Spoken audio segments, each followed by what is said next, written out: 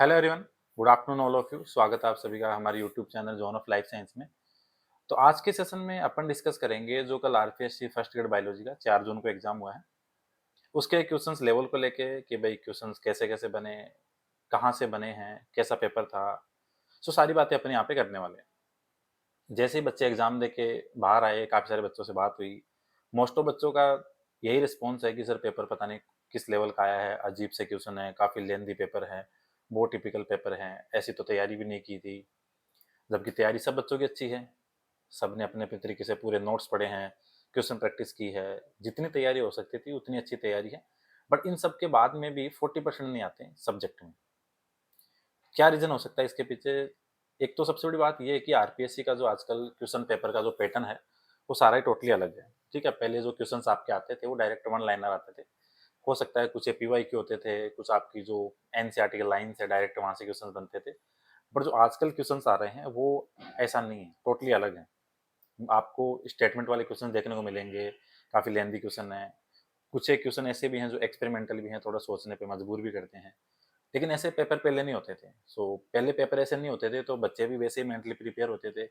जो कोचिंग की तरफ से उनको नोट्स मिल जाते हैं, वो उनको रट लेते हैं। उनको लगता है कि भई पहले भी यहीं से क्वेश्चन्स आ रहे हैं, सो इस बार भी यहीं से काम हो जाएगा अपना। बट आजकल जो आरपीएससी का पैटर्न है वो है टोटली, अगर आप बुक पढ़ते हो, चाहे यूजी की बुक पढ़ो, पीजी की बुक पढ़ो, तभी जाके वो आपसे क्वेश्चन सॉल्व होंगे। अगर आप बुक बिना पढ़े तैयारी करते हो, दैट मीन्स तैयारी आप करते हो, लेकिन आप टोटली डिपेंडेंट रहते हो कोचिंग के नोट्स पे।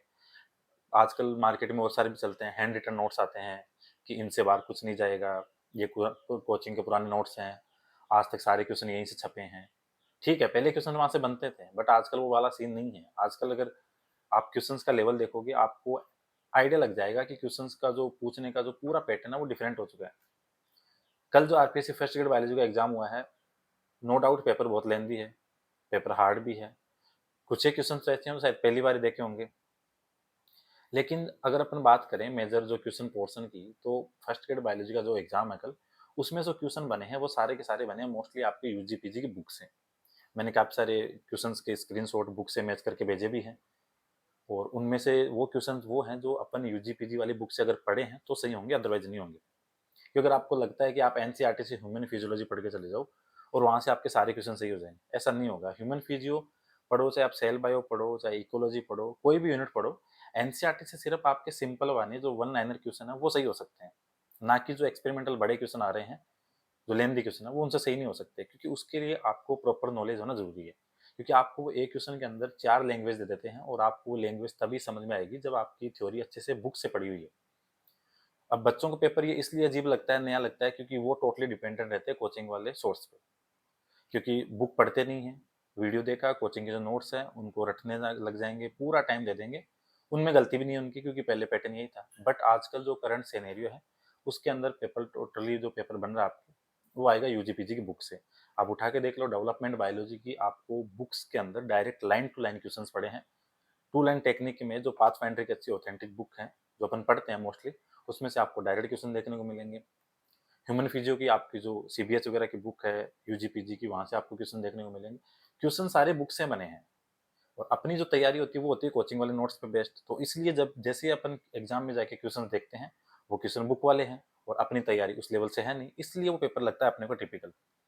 पेपर कितना ही हार्ड हो, जितने आरपीएससी को कैंडिडेट चाहिए होते हैं, उतने बच्चे आराम से मिल भी जाते हैं। बट अपन पूरा टाइम देते हैं, उसके बाद में भी 40% क्वालिफाई नहीं कर पाते। सबसे बड़ा रीज़न यही है कि एक तो जो ब्लाइंडली अपन सिर्फ सिर्फ वो जो रटे-रटाए नोट्स हैं, उन पे ट्रस्ट करते हैं, आजकल उनसे काम नहीं होने वाला। आपको प्रॉपर यूजी-पीजी की बुक्स पढ़नी पड़ेगी। टेस्ट सीरीज़ के अंदर जो भी मैंने क्वेश्चन डाले थे, मेरे मोस्टली क्वेश्चन्स होते हैं यूजी-पीजी की बुक से। ये बुक पढ़ के फिर ही क्वेश्चंस बनाते हैं, तो उनमें से डायरेक्ट क्वेश्चन मिल भी जाते हैं। अब इथोलॉजी में बच्चों को रटे-रटाए वो 5-7 कॉन्सेप्ट रहते हैं, बट जो कल क्वेश्चन आए, वो अच्छे खासे क्वेश्चन आए हैं। जिन्होंने अगर इथोलॉजी की बुक शिद्दत से रीना माथुर की पढ़ी है, तो उनके क्वेश्चन सही होते हैं। अगर आप डायरेक्ट जो रटे-रटाए नोट्स है, उनके बेस पे जाओगे, तो क्वेश्चंस नहीं सही होते। सेल बायो ले लो, मॉलिक्यूलर बायो ले लो, मॉलिक्यूलर बायोलॉजी के क्वेश्चन बहुत ही शानदार थे। वो क्वेश्चन आपके तभी सही होंगे जब आपकी नोट्स पढ़े हों। नोट्स क्या, सॉरी, जो आपके बुक्स हैं, अगर आपने बुक्स पढ़ी है, तो जाके आपका काम हो सकता है।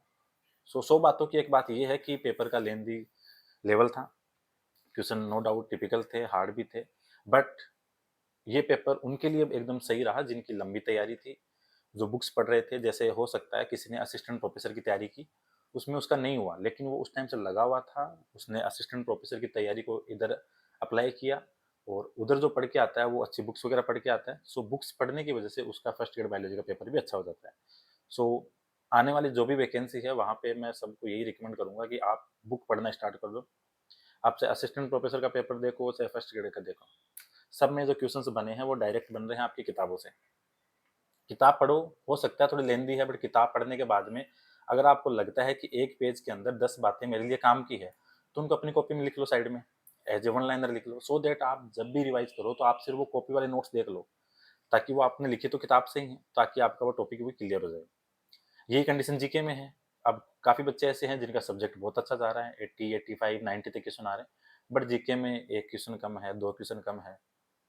क्योंकि जीके भी आजकल वैसा पहले वाला जैसा नहीं आ रहा। 2024 के बाद की आप जितनी भी वैकेंसीज़ के पेपर देखो, आपको जीके का पेपर इतना लेंदी मिलेगा स्टेटमेंट वाले, क्योंकि आप जैसी तैयारी करके जाते हो और पेपर उसका उल्टा आता है। बड़े-बड़े क्वेश्चन जैसे ही देखते हैं, मेंटल कंडीशन पूरी 2 मिनट के अंदर-अंदर खराब हो जाती है। क्योंकि टेंशन हो जाती है, डर हो जाता है कि पता नहीं क्या होगा, तो सारी चीज़ें होती हैं। सो इन सब से बचने का एक ही तरीका है, बुक पढ़ो। दूसरी चीज़, जब तक आरपीएससी के ऑफिशियल आंसर की नहीं आए, तब तक खुद को एक तो एलिमिनेट मत करो। हो सकता है 1-2 क्वेश्चन आपके फेवर में आ जाएँ, क्योंकि जो पेपर लगते हाथों-हाथ यूट्यूब वगैरह पे आंसर की वगैरह आती है, वो देखो बुक से आप 1 घंटे में पेपर देख के आंसर की नहीं बना सकते, नो डाउट। सबको पता है इतने लेंथी क्वेश्चन है। तो वो इधर-उधर के सोर्सों से बनी होती है, तो उसमें थोड़ा बहुत ऊपर-नीचे होता है। तो जब तक ऑफिशियल आंसर की नहीं आई, तब तक थोड़ा पेशेंस रखो। आंसर की आने के बाद में ही खुद को जज करो कि हाँ, आगे की तैयारी कैसे करनी है और क्या-क्या कमियाँ रही हैं, वो सारी चीज़ें देखनी है। क्योंकि देखो जितना लेवल का पेपर आता है, आप उसके आंसर की मतलब बनाना छोटा काम नहीं है। मैं सुबह से 15-20 क्वेश्चन मैंने देखे बुक से, 2-3 घंटे तो उसमें वैसे ही लग जाते हैं और आंसर की आ जाती है 2 घंटे बाद में भी। तो वहाँ से थोड़ा-सा डिफरेंस रहता है, कि वैसी चीज़ें आपको कोचिंग में तो पढ़ाई नहीं जाती, फिर आंसर की इतनी जल्दी कैसे आ जाती है? फिर वो तो हाथों-हाथ 2 घंटे, 3 घंटे में आ जाती है। सो दैट मीन्स जब तक आरपीएससी के ऑफिशियल आंसर की नहीं आए, तब तक एक बार खुद को एलिमिनेट मत करो, क्योंकि 19-20 का थोड़ा बहुत फ़र्क होता है। अगर जैसे किसी के 29 क्वेश्चन ही हो रहे हैं जीके में, हो सकता है सब उसके की में 30 हो जाएँ। सब्जेक्ट में अगर बाई चांस किसी को लगता है कि मैं बाउंड्री पे हूँ, हो सकता है कोई क्वेश्चन डाउट में चला जाए, डिलीट वाला फैक्टर हो, सो वो सारी चीज़ें बात की हैं। तो जब तक आंसर की नहीं आए, तब तक एक बार पेशेंस रखो। प्लस 100 बातों की घुमा-फिरा के एक ही बात है, बुक्स पढ़ो, अच्छी बुक पढ़ो, पेपर बहुत शानदार लेवल का था। अगर किसी के जीके में 40% है बायो में और सब्जेक्ट वाले में भी अगर वो 40-50 के बीच में जा रहा है, तो डेफ़िनेटली वो अच्छी खासी दौड़ में है। जीके में 40% का क्राइटेरिया प्लस सब्जेक्ट में 40 से 50 वाली जो रेंज आ रही है, अगर उस रेंज में है, तो डेफ़िनेटली उसके लिए थोड़ा पॉजिटिव साइन है, क्योंकि पेपर ऐसा ही था। बाकी तो जब रिजल्ट आता है, क्योंकि बच्चे बहुत सारे बैठते हैं एग्जाम में, अपन एनालिसिस करते हैं जो अपने कांटेक्ट में होते हैं सोशल मीडिया के प्लेटफॉर्म से, और जो लास्ट में बच्चे सिलेक्शन लेके आते हैं वो कभी सोशल मीडिया पे ना तो दिखते हैं ना कहीं और होते हैं। सो वो सारी चीज़ें रिवर्स हो जाती है। सो बाकी चीज़ें तो रिजल्ट आएगा तो भी पता लगता है, अभी कुछ कह नहीं सकते इन चीज़ों को लेके। हाँ, बस ये है कि पेपर वाकई में थोड़ा लेंदी था, हार्ड भी था, क्वेश्चंस नए भी थे, और नए इसलिए थे क्योंकि नए नए कॉन्सेप्ट पे क्वेश्चन बन रहे हैं।